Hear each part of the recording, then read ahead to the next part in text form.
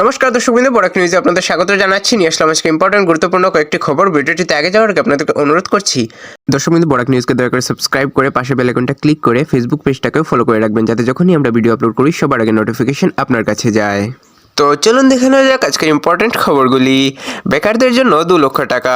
আসাম সরকারের মুখ্যমন্ত্রী আত্মনির্ভর আসাম অভিযানের অধীনে নির্বাচিত যুবকদের জন্য 2 লক্ষ টাকা দেওয়ার প্রক্রিয়া 7ই ফেব্রুয়ারি থেকে শুরু হচ্ছে। এর মধ্যে 1 লক্ষ টাকা ভর্তুকি এবং 1 লক্ষ টাকা সুদমুক্ত ঋণ হিসেবে দেওয়া হবে। যারা মুখ্যমন্ত্রী আত্মনির্ভর আসাম অভিযানের অর্থাৎ সিএম ট্রিপল এর টাকা পাওয়ার জন্য অপেক্ষায় ছিলেন, তাদের জন্য সুখবর। আসাম সরকারের দেওয়া 2 লক্ষ টাকার জন্য যারা আবেদন করেছিলেন এবং যাদের নাম সিলেকশন হয়েছে, তাদের জন্য খুশির খবর। এই 2 লক্ষ টাকার মধ্যে 1 লক্ষ টাকা থাকবে সাবসিডি অর্থাৎ ভর্তুকি এবং 1 লক্ষ টাকা বিনা সুদে লোন। সাধারণ ছেলেমেয়েরা যারা ব্যবসা করতে চায় তারা 2 লক্ষ টাকা পাবে এবং যারা প্রফেশনাল ডিগ্রি করেছেন অর্থাৎ ডাক্তার বা ইঞ্জিনিয়ার, তারা 5 লক্ষ টাকা পাবে। এই টাকা দেওয়ার প্রক্রিয়া আগামীকাল অর্থাৎ 7ই ফেব্রুয়ারি সকাল 11টা থেকে গুয়াহাটির জ্যোতিষ্মান আন্তর্জাতিক কলাক্ষেত্রে শুরু হবে। মুখ্যমন্ত্রী ডক্টর হিমন্ত বিশ্ব শর্মা নিজে সেখানে উপস্থিত থেকে কামরূপ এবং কামরূপ মেট্রো জেলার যুবকদের হাতে চেক তুলে দেবেন। কামরূপে 3,710 জন এবং কামরূপ মেট্রোতে 1,882 জন যুবক এই টাকা পাবেন। জেনারেল ক্যাটাগরিতে 5,537 জন এবং প্রফেশনাল ক্যাটাগরিতে 35 জন অর্থাৎ ইঞ্জিনিয়ার বা এমবিবিএস ইত্যাদি এই সুবিধা পাচ্ছেন। আগামীকাল মোট 56 কোটি টাকা বিতরণ করা হবে। সারা আসামে মোট 74,036 জন যুবক এই টাকা পাবেন। নির্বাচনের আগেই সম্পূর্ণ প্রক্রিয়া শেষ করার লক্ষ্য নেওয়া হয়েছে। বরাক উপত্যকার শ্রীভূমি, হাইলাকান্দি এবং কাছাড় জেলার জন্য খুব শীঘ্রই তারিখ ঘোষণা হবে। আপনারা আপনাদের সব নথিপত্র অর্থাৎ Aadhaar card, voter card, PAN card এবং অনলাইন ফর্মের প্রিন্ট আউট তৈরি করে রাখুন ভেরিফিকেশন করার জন্য। দর্শকবৃন্দ, আপনারা যদি এখন আমাদের বরাক নিউজের ইউটিউব চ্যানেলটাকে সাবস্ক্রাইব না করে থাকেন, দর্শকবৃন্দ প্লিজ দয়া করে আমাদের বরাক নিউজের ইউটিউব চ্যানেলটাকে সাবস্ক্রাইব করে রাখুন এবং পাশে বেল আইকনটাকে বাজিয়ে দেবেন এবং আমাদের বরাক নিউজের ফেসবুক পেজটাকে ফলো করে রাখুন, যাতে যখনই আমরা ভিডিও আপলোড করি সবার আগে নোটিফিকেশন আপনার কাছে যায়। দর্শকবৃন্দ, শ্রীভূমিতে চলবে উচ্ছেদ অভিযান। 1,000-এরও বেশি পরিবারকে নোটিশ দেওয়া হয়েছে।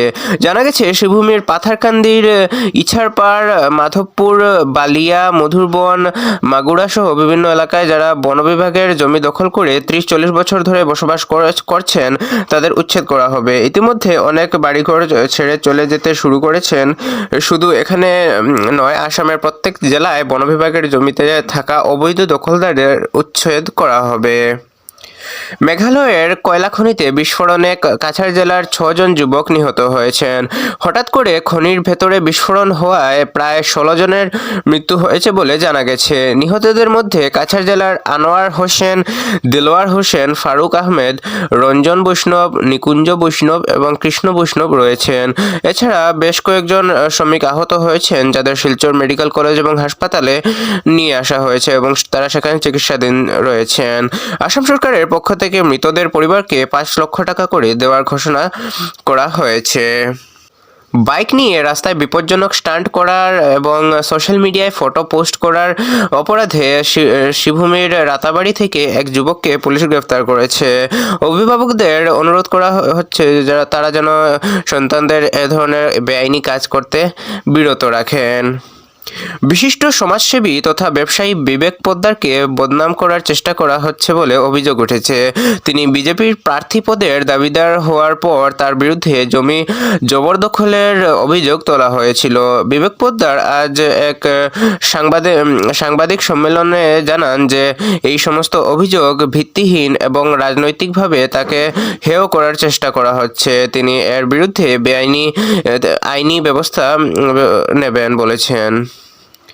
শিলচর শহরে লিংক রোড এলাকায় জলমগ্ন সমস্যা সমাধানের জন্য ড্রেন ও ফুটপাত নির্মাণের কাজ খুব ধীর গতিতে চলছে। এই নিয়ে কাছাড় জেলার কংগ্রেসের প্রাক্তন সভাপতি অভিজিৎ পালের নেতৃত্বে প্রতিবাদ জানানো হয়েছে। বর্ষা আসার আগেই কাজ শেষ না হলে সাধারণ মানুষের দুর্ভোগ বাড়বে বলে তারা আশঙ্কা প্রকাশ করেছেন। আগামী 8ই ফেব্রুয়ারি কাছাড় জেলার শহীদপুরে আজিমুসান তরিকতের বাৎসরিক জলসা ও ইসালে সোয়াব মাহফিল অনুষ্ঠিত হবে সকাল 8টা থেকে বিকেল 4টা পর্যন্ত। এই অনুষ্ঠান চলবে দর্শকবৃন্দ।